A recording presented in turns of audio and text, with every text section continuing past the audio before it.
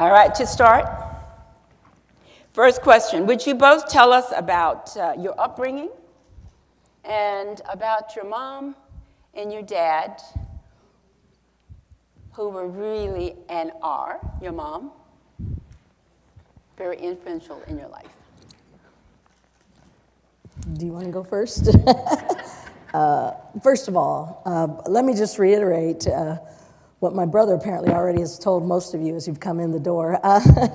We're thrilled and excited and truly honored to be here tonight. I know Mary and I, we have so many fond memories of the University of Kansas, and we are grateful to the university for what it has given us, and we believe in large measure the opportunities to help achieve these accomplishments that you've heard about tonight. So we're really thrilled to be here, and we see a lot of familiar faces in this audience, and that's very heartwarming for us and very reaffirming.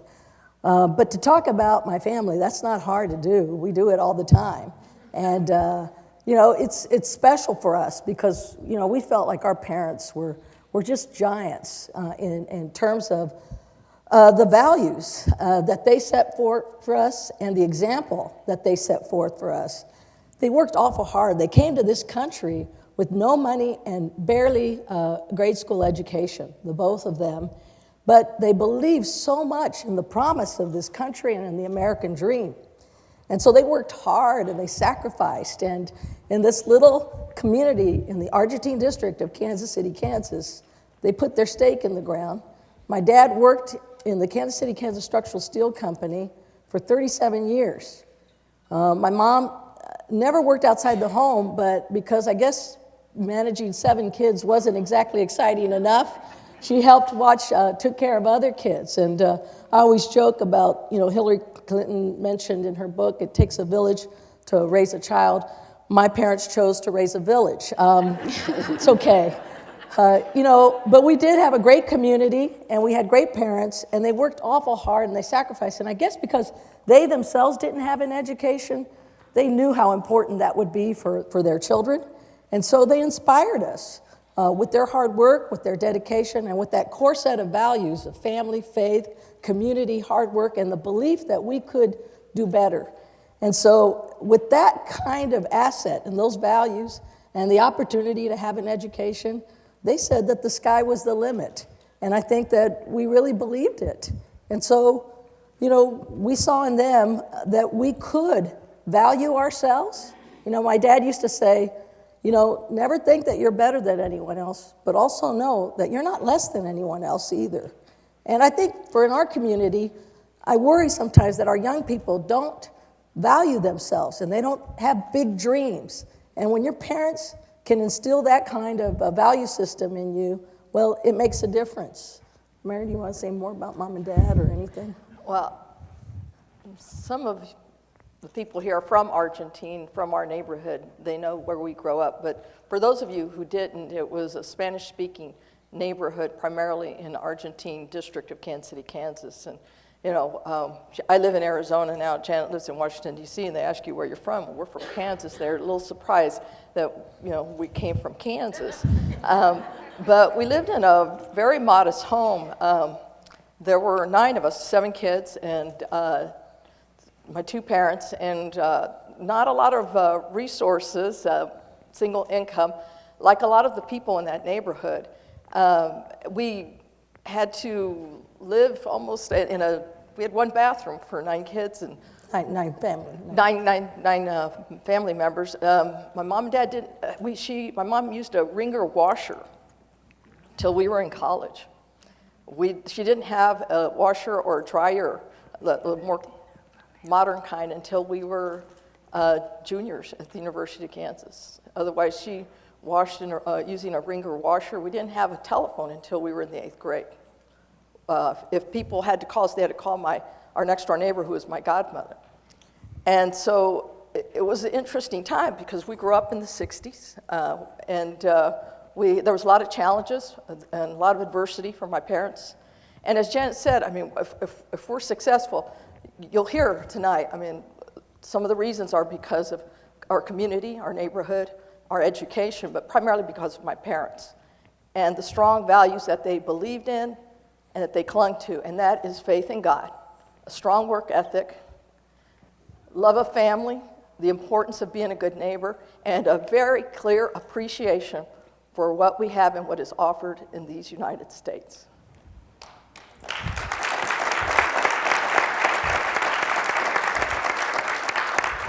To follow up on that question, could you share with us what was it like growing up in Kansas from a Latina lens perspective? Well, just to talk a little bit more about the community, Mary mentioned it was a Spanish-speaking community. A lot of the folks there were very tight-knit. We were very close because of the church. You know, we did a lot of activities related to the church. But, you know, it was sort of typical of what you hear about in those communities when you were out on the street and, you know, we had a lot of boys in the neighborhood. So Mary and I, we were kind of tomboys growing up, and we played football and baseball. My mom didn't always like us playing sports. So all the neighborhood ladies would say, Mrs. Murguía, or, you know, Amalia, the girls are out there playing football with the boys. And so, sure enough, my mom would be walking down. They said, here comes Mrs. Murguía with a belt.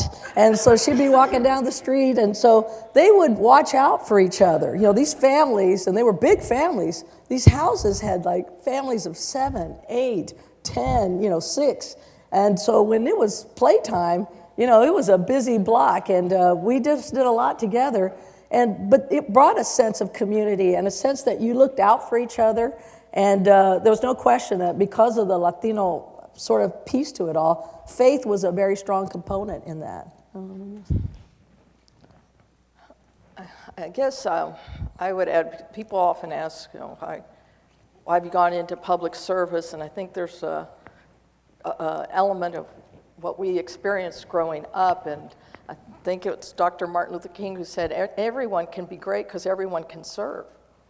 And I think it's pretty well established that giving of your resource, time, and talent is essential to a healthy democracy.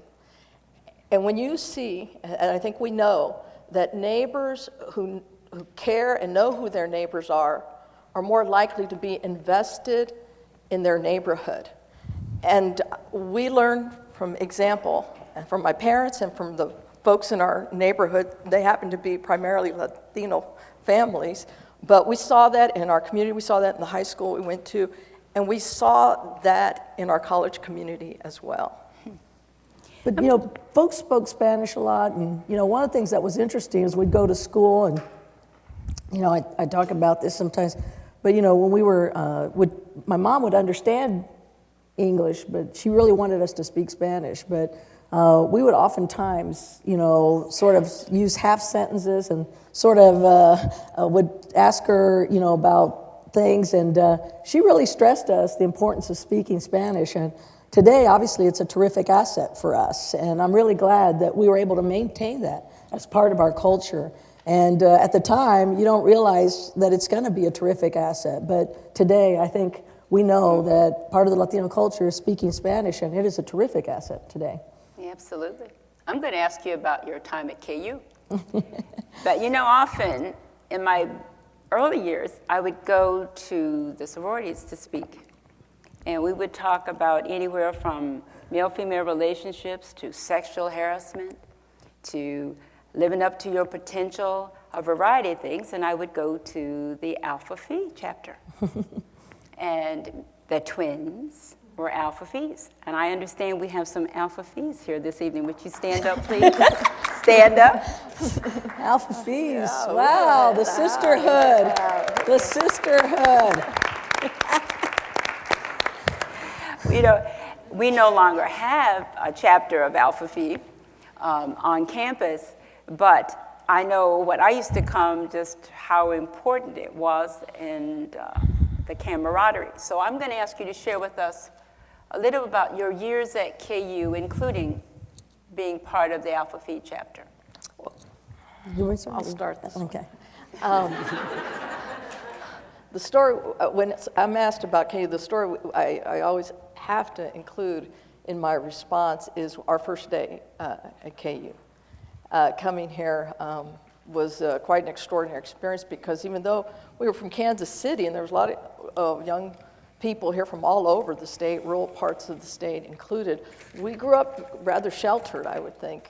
Somebody could easily characterize it that way, especially in our house, and there were very strict rules. And we came here, and it was very interesting. And Janet and I roomed together. We had a room over at GSP, and they showed us the room. People were moving in that day. Just a ton of young women moving in. And we heard a lot of them bringing in their stereos, and their rooms were too small because the stereo wasn't going to fit. And so we walked in, and the woman, our counselor, told us that this was our room. And Janet and I looked at each other, and we said, "How many other women are going to be in here?" And she said, "Well, just you two." It was the first time we had our own bed. And our own closets and our own desks. And we were like, she closed the door and we went, yes! This is great. This is America. We loved it. So, I mean, we can't talk about KU without talking about that first But day. we wouldn't have gotten to KU if it wasn't for one certain gentleman I'm almost convinced of. There's a lot of important figures for us at KU because I think at the end of the day, what is remarkable about KU continues to be its people, the students, the faculty, the administrators. You know, for us, that has been a resounding theme. And this gentleman right here, Jerry Rogers, was the head of financial aid, I believe, when we came. And when we started at KU, he had a full head of hair. I just want to make sure you know that.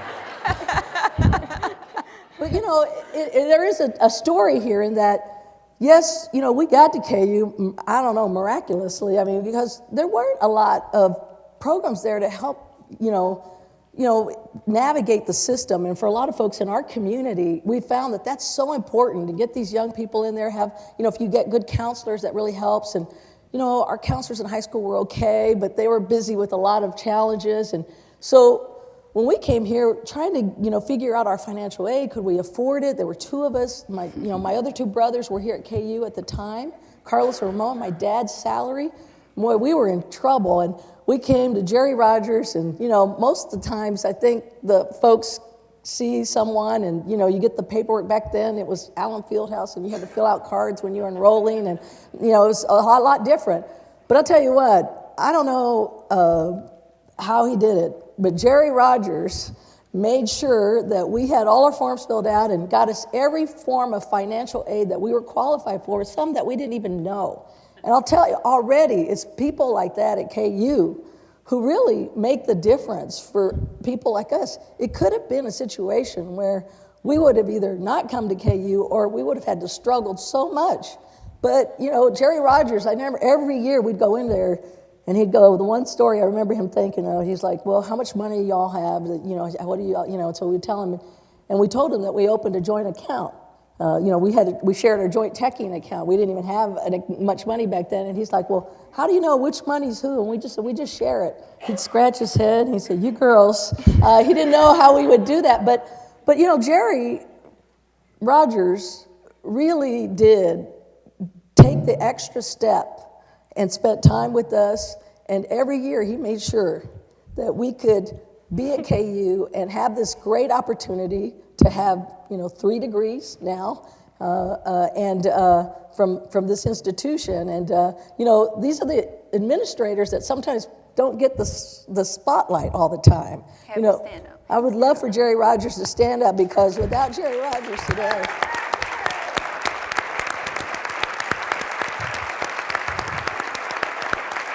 we're going to talk about Lillian, the law school Lillian. Go ahead. If I could just add that, and it's not like Jerry Rogers was just a staff person. He was the director of financial assistance, and he took the time and the care to meet with us to make sure that we could attend KU and that we could afford to be here. We simply would not be where we are without him. Yeah. Thank you. But there are people like that everywhere. I mean, there are people in this room.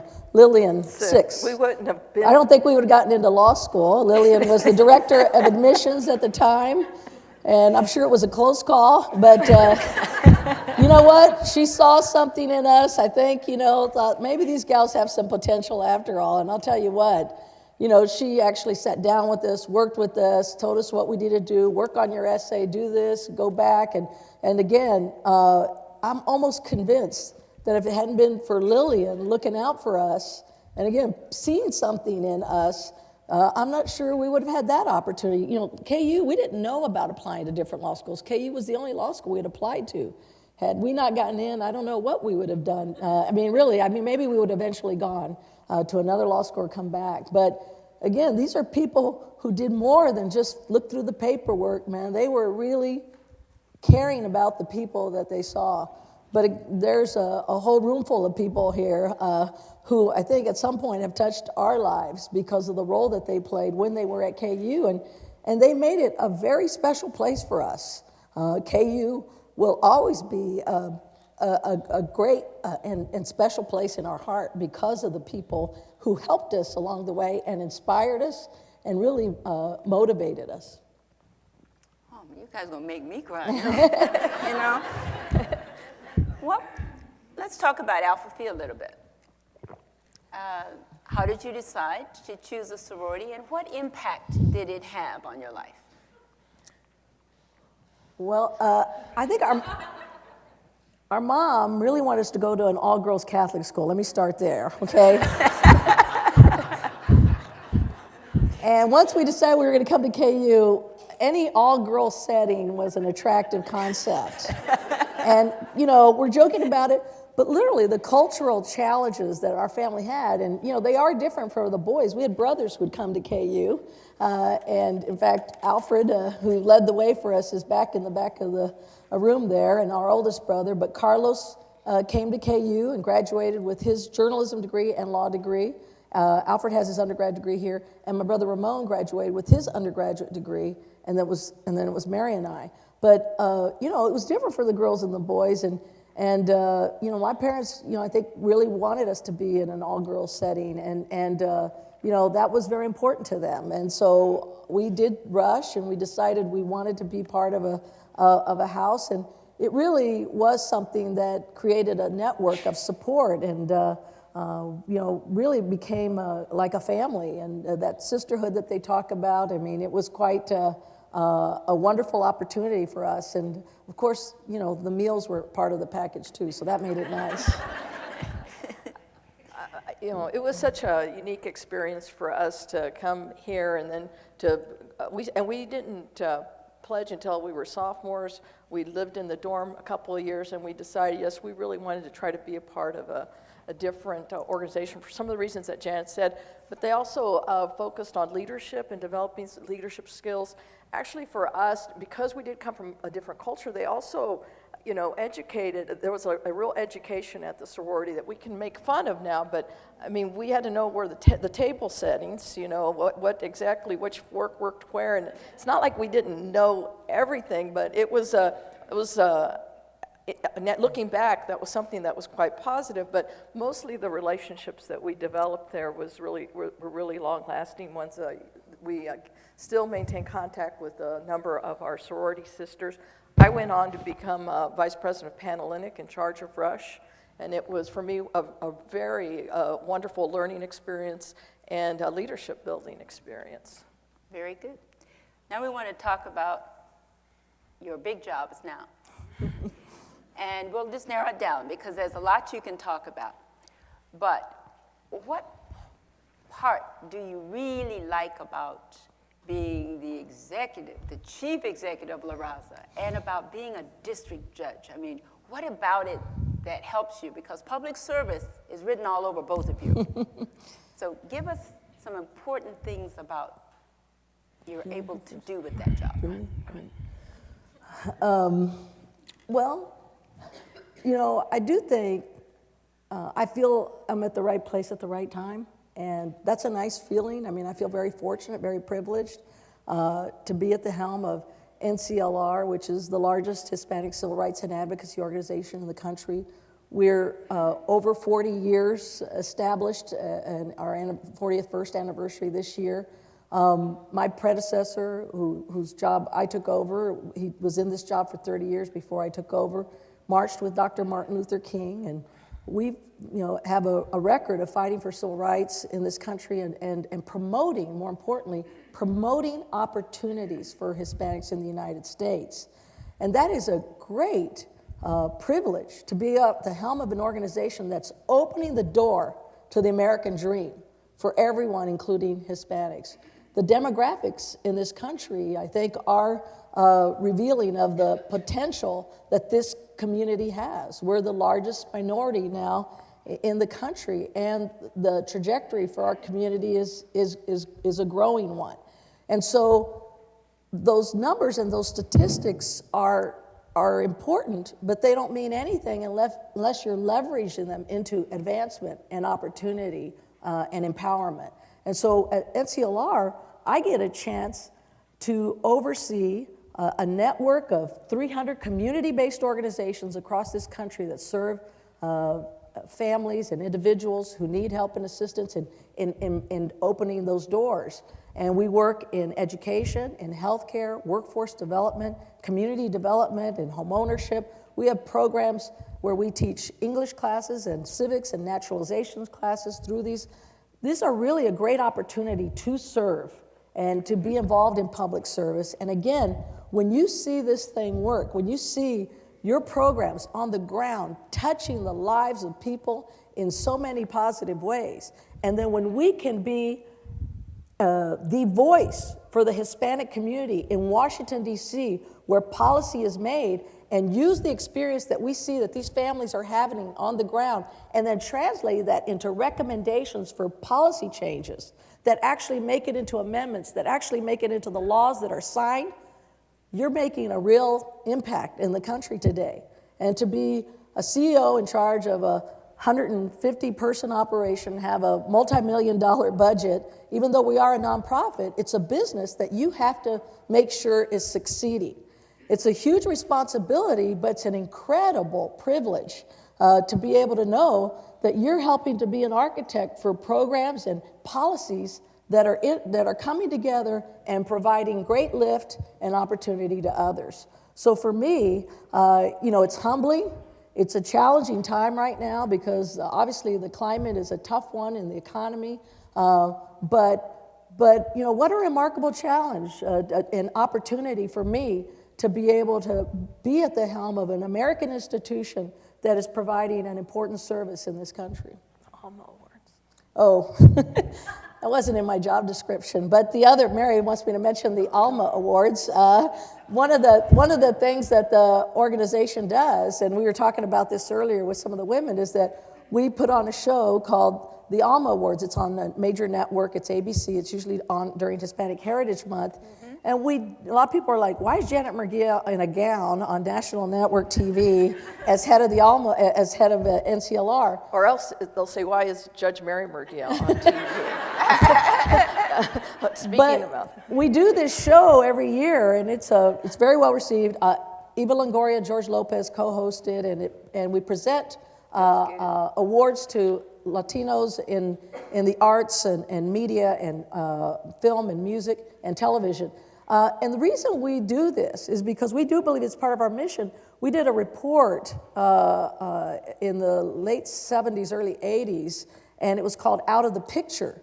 And there were no Hispanics or minorities really on television at the time.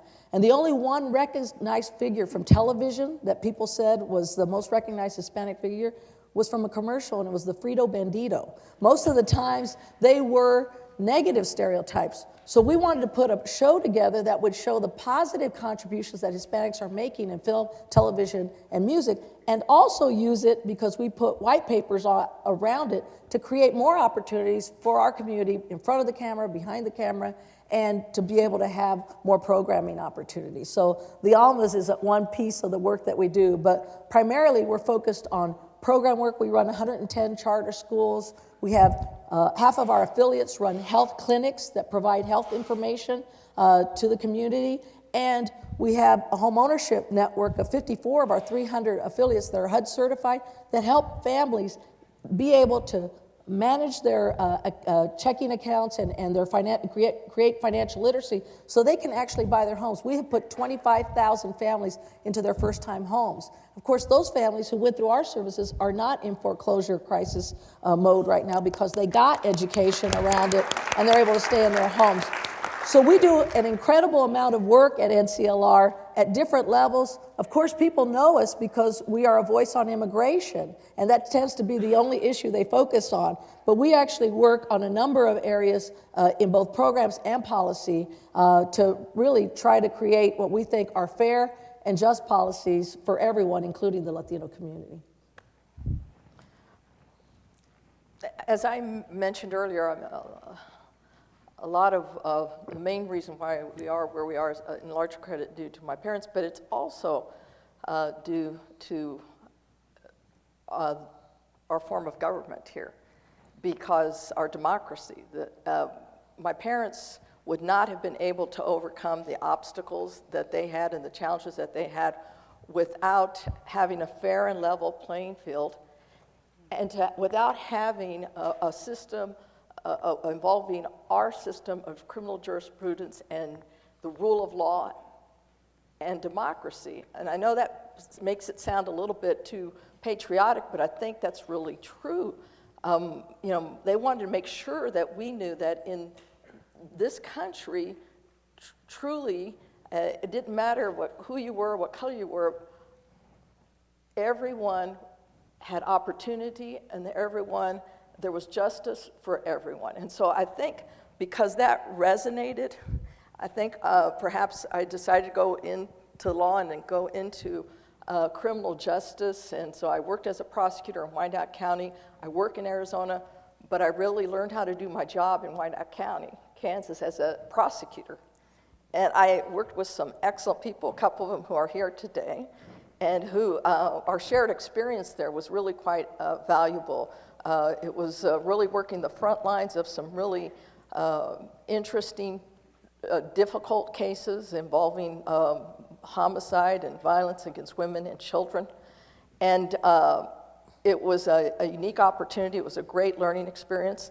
As a result of that, I was able to argue those cases, not just before the trial court, but before the Court of Appeals and the Supreme Court. And that was a tremendous opportunity. It was a tremendous honor to present arguments before the justices on the Supreme Court here in Kansas. One of them, retired justice who is here today, Justice Six, who I greatly admire. We have a couple of my brother's colleagues, but I consider my colleagues here today, who are district court judges in the District of Kansas, Judge Lundstrom, Judge Brattle. I thank you very much for being here. There's just a really high level, a caliber of people who are involved in the judiciary here in this state and in my state where I live now in Arizona. And I'm proud to be a part of this system that afforded so much to my family. So. Maybe people, I just want to make sure, because I think it's important, and God knows I've told this story before, so you might as well hear it one more time. But I think it's important just as a credit to my parents. Again, we're here up here, but really was them who inspired us. And I want to make sure you understand the full picture with my family. Alfred was able to graduate from KU, and he was our oldest brother, but my parents were able to see Alfred graduate from KU, and my brother Ramon graduated from KU and Harvard Law School. My brother Carlos graduated from KU undergrad and KU Law School, and Carlos is a federal district court judge here in Kansas. They were able to see Mary graduate from undergrad and law school and be sworn in as a United States federal district court judge. And in fact, Carlos and Mary are the first brother and sister in the history of the United States to serve on the federal bench together. It's kind of a historic point. Those were, that's some good DNA my parents were passing along there. And then, we have Rosemary, who worked in a bank for many years and was a great administration, worked in the administration in the bank, and now is a caregiver for my mother, who's been struggling with Alzheimer's for about 7 years now. Martha's here, and she's done a great job and has really inspired us. She worked 30-some years in her job, where she had to take 2 buses to get to work, maybe 3 every day, and she I'll never forget when she retired. She's retired now. And she worked at Crown Center. What was it called? Crown Center. American Restaurant. And Martha helped clean tables and kept a tidy a restaurant space at Crown Center. And when she retired, the folks over at Crown Center hosted a dinner at the American Restaurant for our entire family. And we thought, we're all the ones that get the spotlight, but none of us have been able to spring for dinner at the American Restaurant for our whole family. We're really proud of Martha. She's here tonight. And,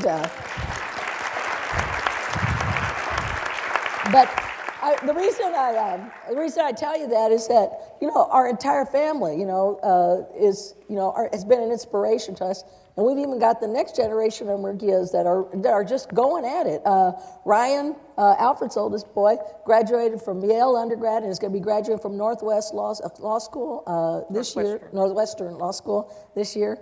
Nick is back there. He's a recent graduate from the University of Tulsa. He's back there, and we appreciate him. And then our niece Kelly's graduating from Brown University this year. And, this is a real, our parents, I think, were able to really inspire us in so many ways. And I'm going to tell a story real quick about my most favorite moment in the White House. And it was the day that I took my parents to meet President Clinton in the Oval Office. And, that was quite a day for me. I had an office in the West Wing of the White House in the last 2.5 years that I was in the White House. And finally, my parents came to visit me. For a long time, they kind of knew I was in Washington. They knew I worked in the Capitol. And then when I worked at the White House, they kind of knew I worked with Hillary and President Clinton. Yeah, okay. They never really understood what I did. And so I was finally able to take them to the White House and present them to the president, although I'll have to tell you, it was the day that I brought home my picture with the Pope that my mom said, "Now, you've got a good job." But she had, I'll tell you, as I mentioned, she's a good Catholic. Anyhow, but I'll never forget the day I took them in to meet with President Clinton, and it was quite a day. They'd gone in to hear a radio address, and afterwards, the president was kind enough to ask them to come in. And my mom was kind of worried about her shoes, but she was she didn't. My mom never really dressed up a lot, but she looked great. And my dad, gosh, he never looked taller. We walked him into the Oval Office. My mom was kind of crying as she was going in there. She's like, "¿Cómo llegamos hasta aquí?" How did we get here, And I'll not forget my dad sticking, my dad's 5 foot barely, but he stuck his hand out and he said, "Mr. President, thank you for giving my daughter this opportunity." And I'll never forget what President Clinton said. He said, "Mr. Murguía, I hired Janet and she walked you into this office, but you're the ones who got her here." And that's the story of, I think, not just our family, but of what so many in our community, in the Latino community, and folks who have, really been inspired by their parents. I mean, a lot of it comes from those core values, and we give a lot of credit to our family, and of course to the great education opportunities that we were able to benefit from here at KU.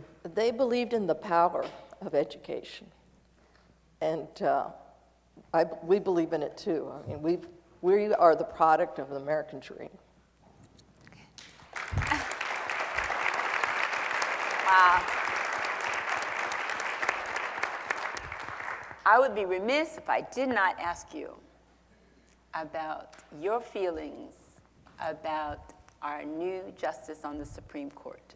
Can you tell me, what do you think? And I'm not asking what all you did, but what do you think about Sonia Sotomayor? Well, I happen to be one who admires wise Latinas, okay?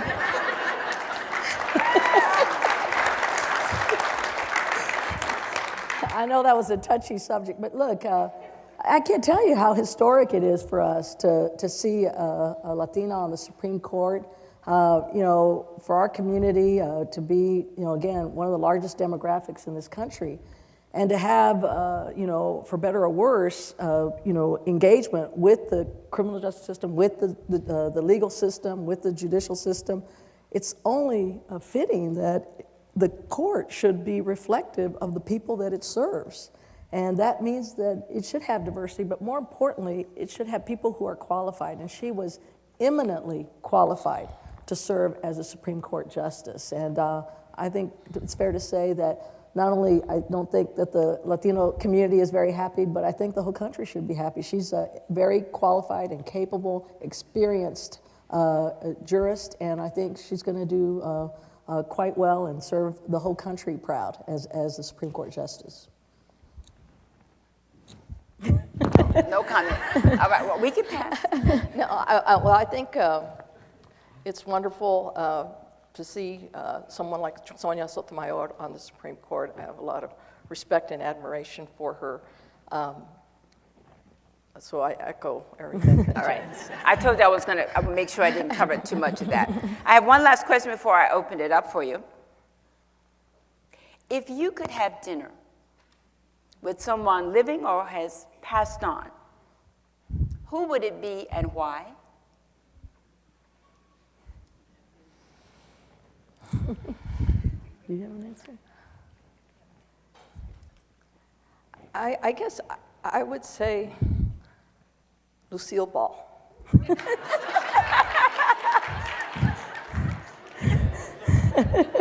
Because growing up, there was not Spanish TV. TV has changed so much. Television has changed. The programming has changed. And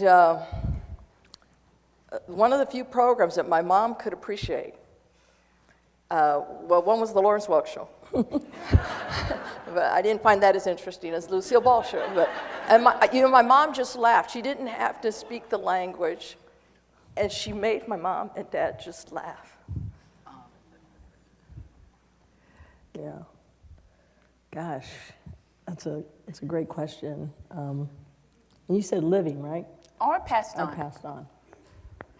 Well, I'll tell you, this is, I guess, with a nod to the difficult climate that we see in Washington today. You know, I just find like there's such incredible gridlock and partisanship seems at its height. As someone who's kind of been in Washington now for 20 years, except for the time that I was back here, you know how I'd like to look up when I get back to Kansas sometime? I'd sure like to talk to Nancy Kassabaugh. She was a real inspiration for me as a young woman from Kansas. When I served on Capitol Hill, you know, I really admired her kind of quiet but effective way of leadership, and she's been a real inspiration for me still. And I know she likes to kind of relax out on her ranch, but you know, we could use a lot more of people like Nancy Kassabaugh in Washington today, because you know, I think somehow back then folks found a way to get things done, even though maybe they didn't agree all the time, but they were able to somehow always keep the country's interests first and find ways. It wasn't easy and it wasn't perfect, and I don't want to say that, you know, it was great, but I don't know. Eleanor Roosevelt, I don't know, Nancy Kassabaugh, there's a lot of folks I'd like to sit down and talk with. All right. If you have questions, just make your way to the microphones.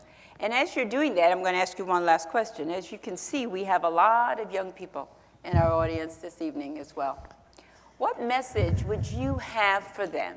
Because we know how important civic engagement is, how important it is to get involved in leadership opportunities on campus and in your community. So what message would you have for our young people this evening? Well,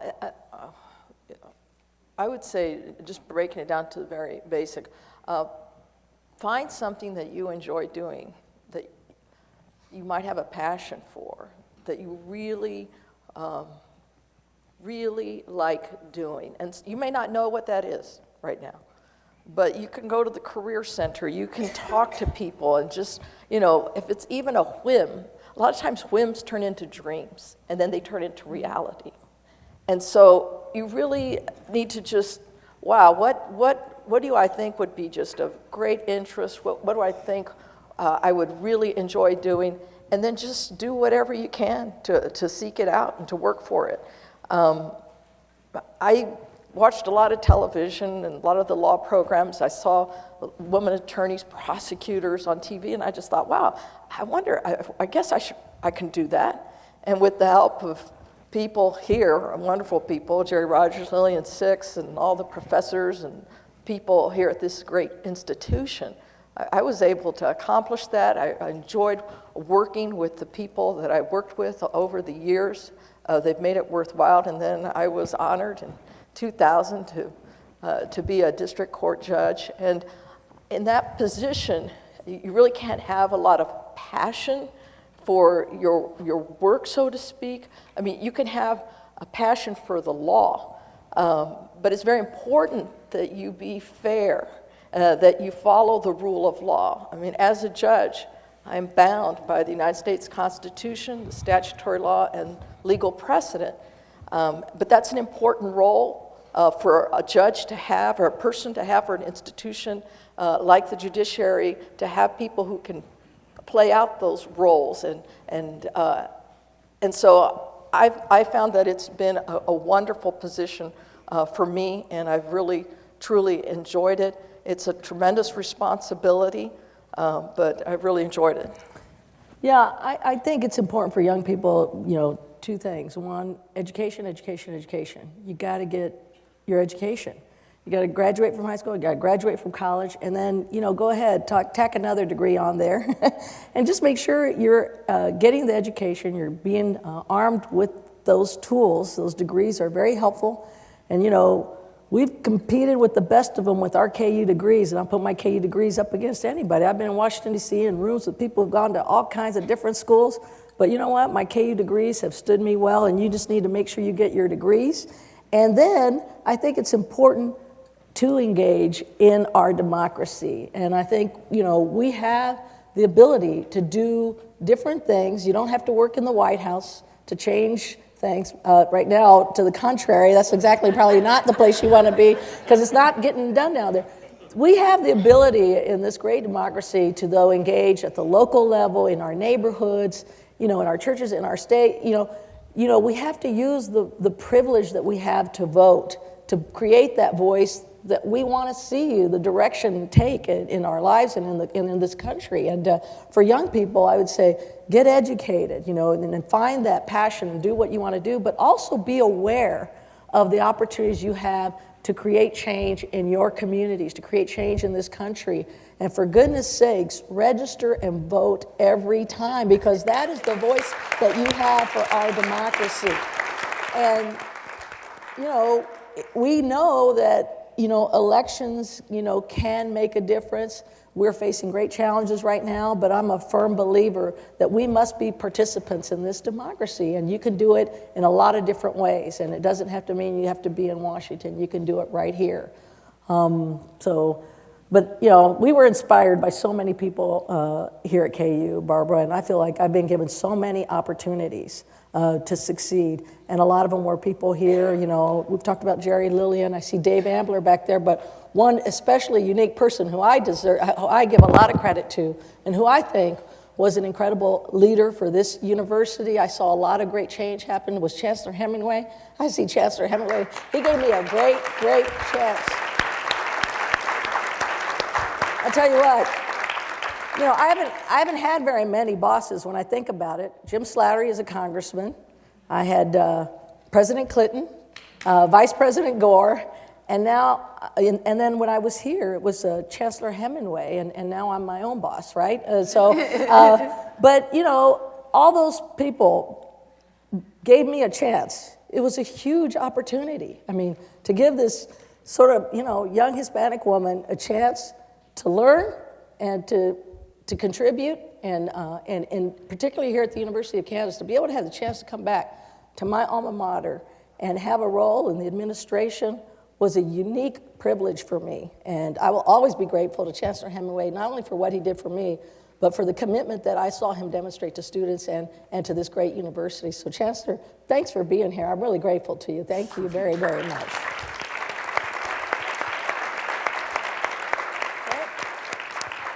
It's your time. Do you have questions? Don't all rush at the same time. In the meantime, I don't know if there's any questions, but in the meantime, we have to tell the story, and some of our friends, this is probably the 5th time they've heard it at least, but there was an occasion some time ago. I think Janet was working in the White House. I think I had just become a judge. And my godmother was talking to my mom in the kitchen when we were in the living room. We couldn't see my mom, but we could hear the conversation. And my godmother said to my mom, "Amalia, you should be so proud of Janet and Mary. Janet's in the White House. Mary just became a judge. You must be so proud of them." And my mom paused, and Janet and I both looked at each other. We were like, I wonder what she's going to say. And she said, "You know, comadre," she goes, I would be really proud of them if they knew how to make flour tortillas."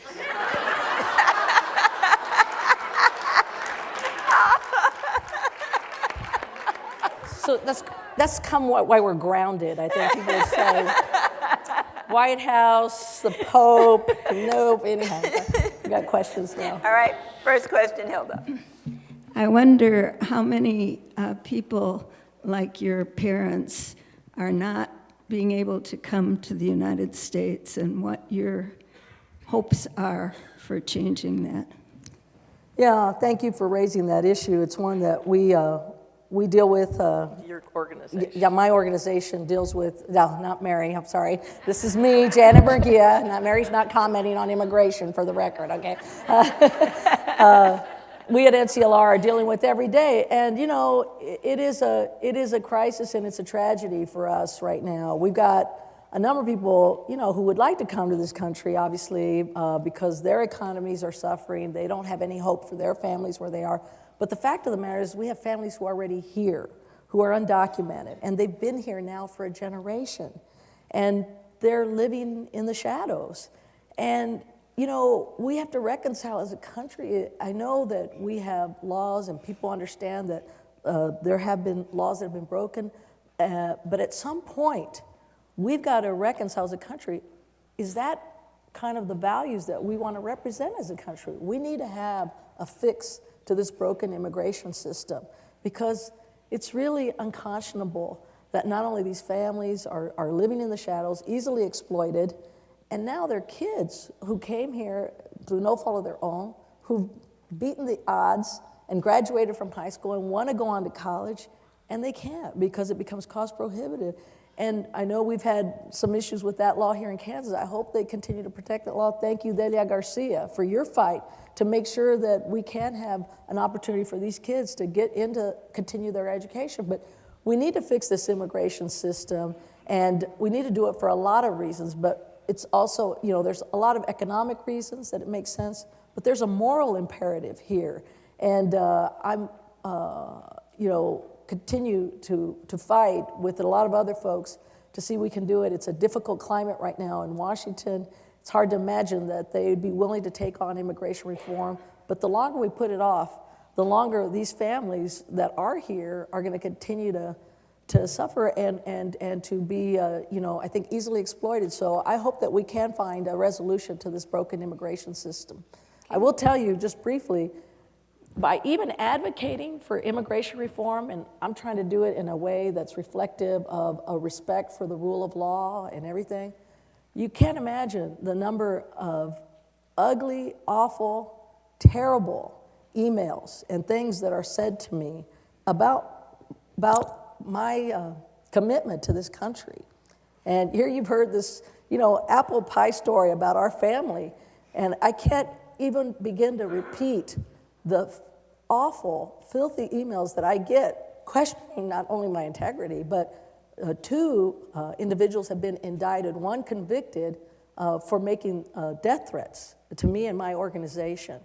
And when you can't be an advocate for what you think is fair and right in terms of a comprehensive immigration reform without being attacked, I know it's part of the nature of the process, but it's really something that I think we all have to sort of step back and think, surely we've got to find a way to have a civil discourse on this without it becoming so personal and so vitriolic. Yeah. Okay. Question. thank you for your comments, and thank you for being here tonight. I wonder if, through your experiences, if there are any educational strategies or learning strategies that you think are particularly effective for working with Hispanic young people. And I'm thinking both at the elementary, high school level as well as college level, whether or not there are certain strategies that are more effective with these youth. Thank you. Sure, thank you. Well, we're engaged in a number of fronts, and there are a number of education programs and policies that, you know, we're engaged on or trying to pursue in order to help provide more opportunities for, particularly for Latinos in this country to succeed. And we still have a high school attainment and graduation rate that's still far too low in this country. And you know, when we look at the opportunity for these folks, if they are able to succeed and graduate, it just their chances economically grow. At NCLR, we focus, I mean, just to give you though a sense of what is most effective, we focus at the sort of the middle school and high school, but what's most effective in all of our research and what we're finding is that there needs to be a focus on early childhood education. And all the research is showing that when we can get our kids, even into kindergarten, the preschool years, ready to enter kindergarten and first grade, their chances to succeed through the rest of grade school and high school grow exponentially. And so we're fighting for more policies, funding, and resources and programs that really do allow for better access, Head Start expansion, any of the preschool and early childhood education programs. All of that really makes a difference from the get-go, and that pipeline for success grows right there.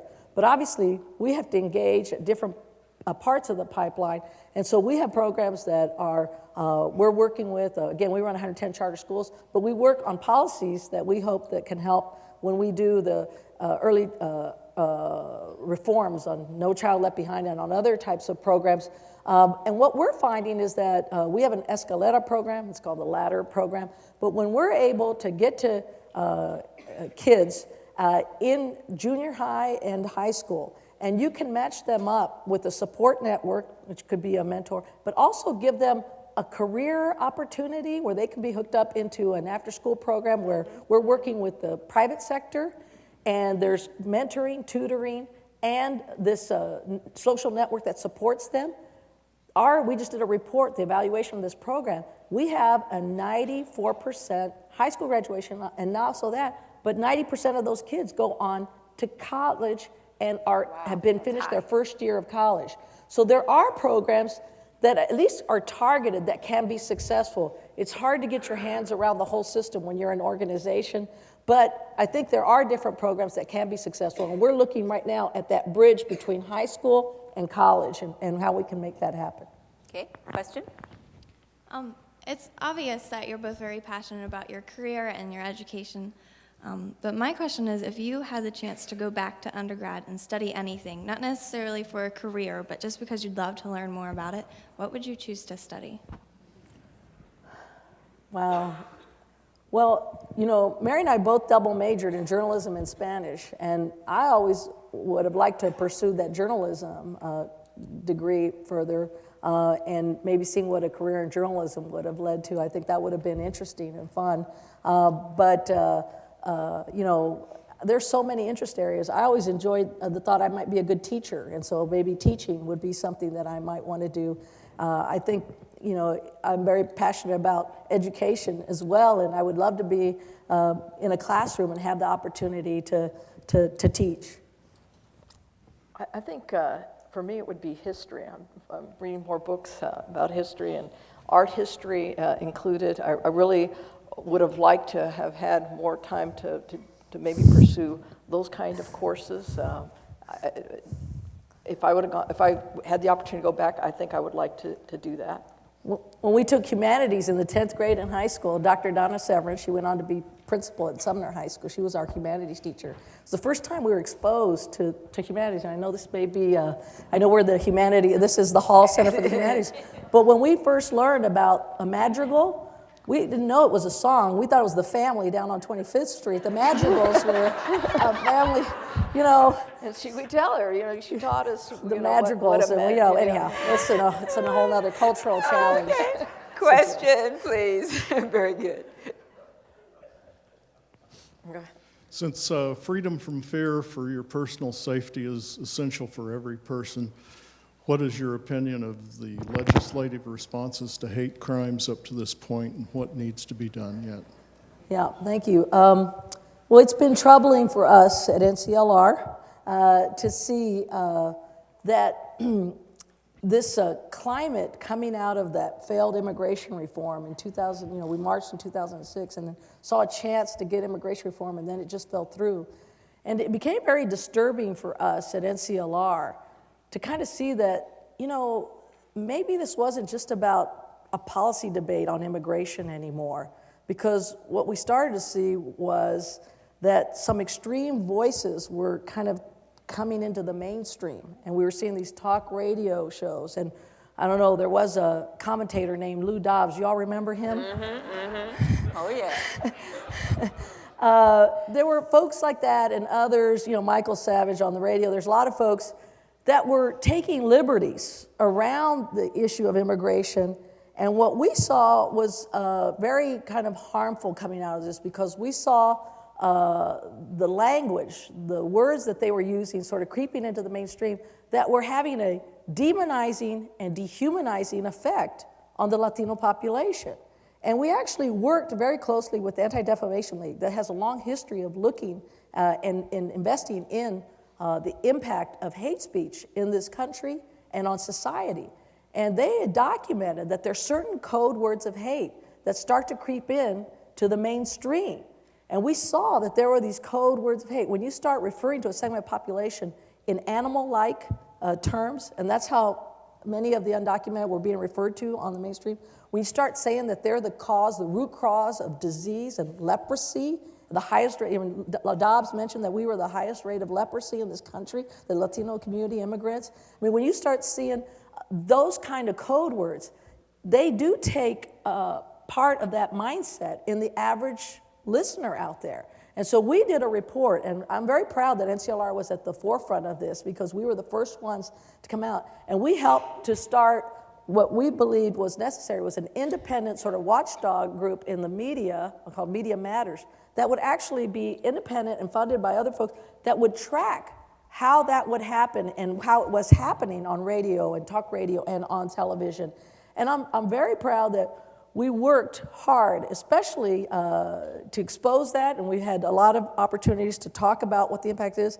And unfortunately, though, we've actually seen hate crimes that have taken the lives of young Latinos. One in New York, one in Pennsylvania. You've heard about other ones, and there's some that we probably haven't even heard about. And so for us, we need to make sure that those hate crimes are enforced. But more than anything else, to me, it's another rallying cry for why we need comprehensive immigration reform. Because as long as that system is broken, as long as people exploit that issue to sort of target negative attitudes toward another segment of our population, we're going to see that demonizing and dehumanizing effect. And it's a very negative thing for our society, and it certainly is harmful in terms of even lives being jeopardized in the Latino community. I'm proud that we did work behind the scenes with CNN and their advertisers around Lou Dobbs. Everybody wanted us to say we're going to boycott Lou Dobbs. I don't know what that means, but what we did is we went to those advertisers, and I said to them, in addition to taking Dobbs on personally on his show, but we went to their advertisers and we said, the Latinos have a large segment of the buying power, economic buying power in this country. Do you want to co-brand your company with that show? Because as Latinos, we don't appreciate that. And slowly and quietly but surely, advertiser after advertiser removed themselves from the sponsor of that show. And today, I'm not saying we're the only reason it happened, but Lou Dobbs is gone and doesn't have that platform, and I think we're better for it.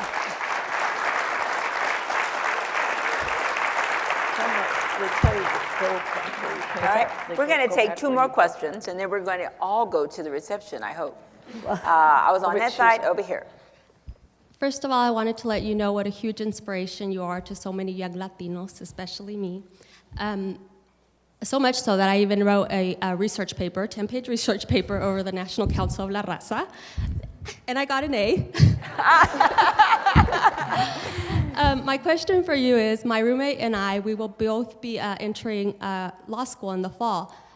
What is one thing that you wish you would have known before entering law school? Oh my God. Don't take me back to law school. You do it. I don't know.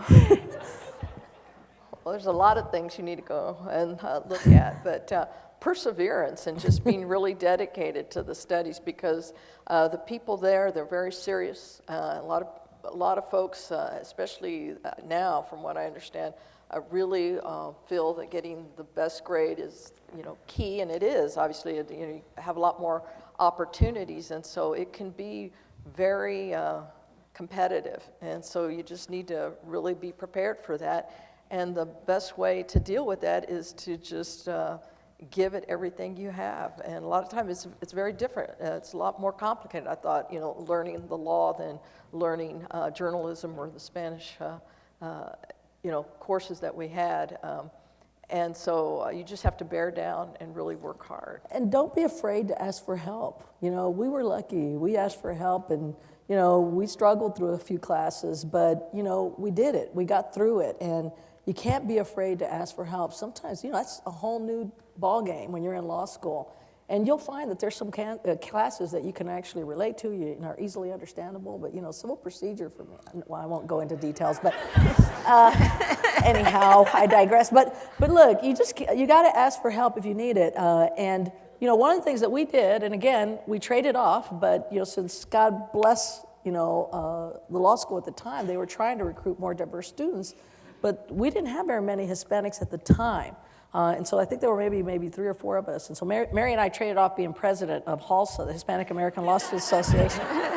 But 7 people. But group up, find other students that you can relate to and work with. And after the first few weeks, people do break down in that first year, and they'll show that they're just as scared as you are, most of them. But you've always got people and resources. And the thing is, I don't know where you're thinking about going, but KU's a great law school, and I know people will be there and they'll want you to succeed. And go to a law school that they want you to succeed, and don't go to a law school where you're going to be just a number there, and people aren't going to really be willing to help you. So you have the power to get that kind of help. At the law school, we had to share a cubicle. I mean, you had to share a locker, share a cubicle. With Janet and I, it was logical that we share a cubicle. And so I think the people our first year thought we were really just studied Studious. all the time, because they didn't know there were 2 of us. So we didn't realize we were intimidating. Yeah, they thought we were really studying hard. So we would trade off in the cubicle, and then they finally figured out there's 2 of them.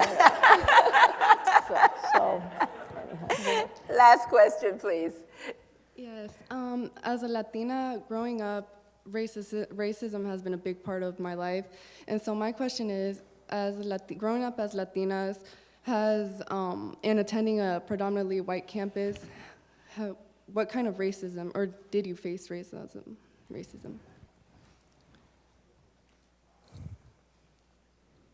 I actually felt like, I didn't feel like we felt racism here at KU at all. I mean, we were just oblivious to it if they were, there are some people who say, God, that person treated you badly. I mean, or maybe you noticed it, but maybe we just didn't let it affect us either. And I'm not saying you can ignore it all the time, but maybe we just did, because we just were determined to succeed. And we weren't going to let anything get in our way. I will tell you, I've been affected more by sexism in Washington than I have been by racism. That's not true. I mean, unfortunately for us right now, that was true for us growing up. And I think it was a different environment, and I don't want to make it sound like it was a fairy tale, but it felt like when we were here at KU, even though there wasn't a lot of color at the time, we felt like we had every chance to succeed, and it was up to us. I do worry that right now that this climate around immigration reform and the tensions that are being created and some of the negative messaging that's coming out of this is creating a much more difficult environment. And you had this one young kid, Marcelo Lucero, up in New York, who was walking on the street, and it was 6 or 7 teenagers who beat him to death because they wanted to beat up a Mexican. And I don't know, they get that from what? Do they get that from their neighborhoods, from their families? Was it from TV? Was it from, where was that from? Why did they feel that they just wanted to beat up a Mexican? And so I'm not saying that racism isn't out there, and we cannot tolerate it. I mean, you can fight it. We have community-based organizations. I see Mary Lou Jaramillo, she's running El Centro here. You've got community resources, hopefully in every community, and if not, you create the community to defend and create that voice, because you don't have to take that and talk to organizations at the national level and get help. Reach out to your state representative. You got Delia Garcia. I'd hate to take, anybody who takes that woman on, I feel sorry for her because, they better know what they're doing. But I'll tell you, one of the things that fascinates me, every time I'm involved in a discussion and when people kind of, associate me with the immigration issue, you'd be surprised how many times, either through email or into my face, when people have said, you need to go back to where you came from. I can't even think about how disappointed they will be when they hear me tell them I'm going back to Kansas, They're going to be so disappointed to know that they're sending me home to Kansas, But look, you need to stand up for yourself. You need to find people who are going to help you, reach out to folks. But you need to persevere. Don't let that hold you back. And, it is a real problem, and we've got to use the right tools, and they're out there, but don't you let that hold you back, okay? All right. Did I tell you?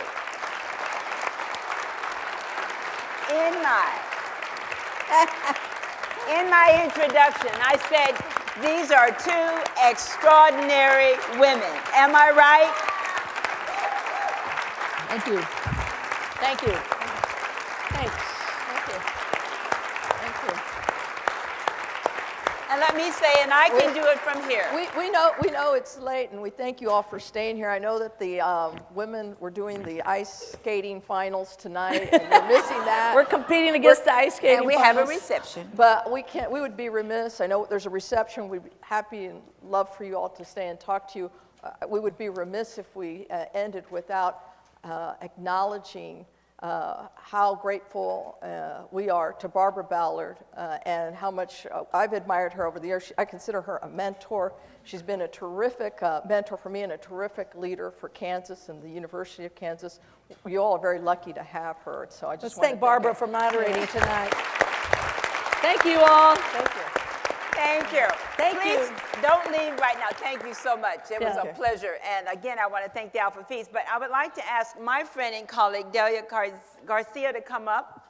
And she has a presentation to make. Okay. And while she's doing that, I'd like to ask Victor, Executive Director, and Marilyn Stokstad to come forward as well. You don't want to miss this. Go ahead. Yeah, go ahead. Well, thank you, Dr. Ballard, and also the University of Kansas for doing such a fabulous job with these two sisters. I would like to publicly thank you. Your public service truly empowers me to do the work that I do in the legislature. With that, we have a special certificate by the state of Kansas for both of you, and I'm going to read what it says. The state of Kansas, the House of Representatives, gives this official certificate requested by Representatives Garcia, myself, and Representative Barbara Ballard. Be it hereby known to all that sincere congratulations are offered honoring, first, this one is Mary Murguía for her outstanding public service leadership as United States District Court Judge in Arizona, our own wise Latina from Kansas.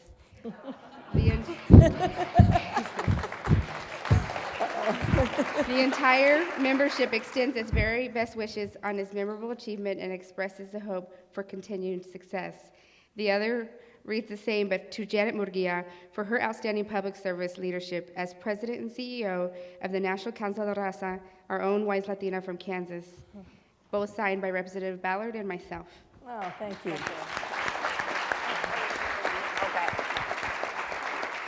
I just wanted to also add that, like the Murguía sisters, I also roll with my family. And so I have two KU alumni here with me this evening, my sister, Monique Garcia, and my father, right here, Jim Garcia, taking a picture. Thank you. We're going to give Mary thanks. Thank you very much. Thank you, Delia. Thank you very much. Thank you. Now, could I ask? No, I'm right there, but I want you in front. I don't want you behind me, I want you in front of me. Over here, Marilyn Stokstad, and she's going to make this presentation. Yes. I have a little gift for the twins, and as you might guess, it is the New York Times claimed it was the world's heaviest textbook, which is in art history. But what is special about this is that I think, as far as I know, I'm the first person to have really included the Hispanic arts in a textbook. And if you turn to the back, you'll find that there are artists from Mexico, Argentina, Brazil, and so forth. Yes. And thank you very much for coming. And we assure you we will mail the books. You don't have to carry them. $50 Southwest, I guess. Thank you, Marilyn. Thank you so much. Come over here. Please come around here. Come around here. Thank you. We'll give you a hug. Anything else? Thank you very much. We really appreciate it. Oh, thank you so much for coming. Thank you. Thank you so much. Pleasure. Thank you. Again, I just want to thank all of you for coming this evening. And it was an absolute joy and a pleasure. And when I said they were extraordinary women, I think you would have heard in so many different areas. But when you're on a university campus, and we like to pride ourselves in looking at potential, making sure that potential has a chance to develop. And I think you heard from both women that their leadership skills were developed in their home, in their community, but also at the University of Kansas. And for that, I say thank you so very much. And again, they're busy, and March is the busiest. That's March Madness for La Raza, not just basketball. But they were able to get here.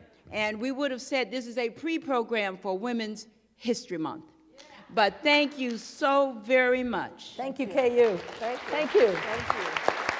The reception in the Centennial Room, just one floor up. Thank you very much.